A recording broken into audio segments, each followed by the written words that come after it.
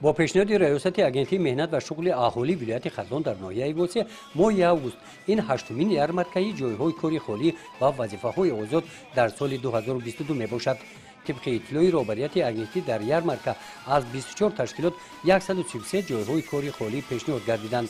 طبع معین گردید برای کارجویندگان وابسته به اختصاص در ساحه تندرستی 55 جای کاری، ساحه معارف 22 جای کاری، صنعت 14 جای، نقلیات 6 جای، ساحه کمونالی 8 و کشاورزی 5 جای کاری پیشنهاد کرده شدند.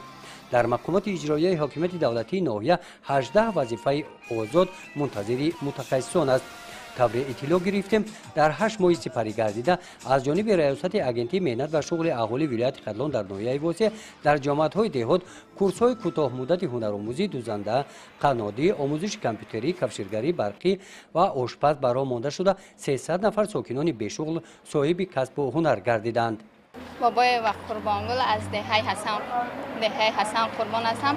با واسطه همین شغل اهالی ما زنای بیکار کورسی دوزندگی خوانده میخواهم که همین چی تسخی دوزندگی کنم از زنهای بیکار را به صاحب کار کنم دوزندگی را به آنها یاد دهم. خیلی کرتادوزی خراختوزی نمیدوختیم یاد گرفتیم دمودن ماشا کرتادوزی را نه به مردم از دختر دادستم. ما زنان خانه‌نشین را با کورسی کوتاه دو ماه درسشون میدیم، هنرهای مردمی را نشان میدهیم.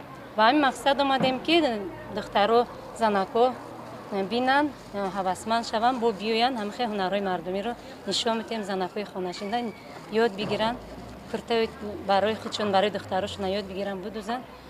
همه همین قراردوزی کرته تاجیکی دختیم نشانشون دادیم. حاضر همشون مستقلانه خانه در دخته استیم.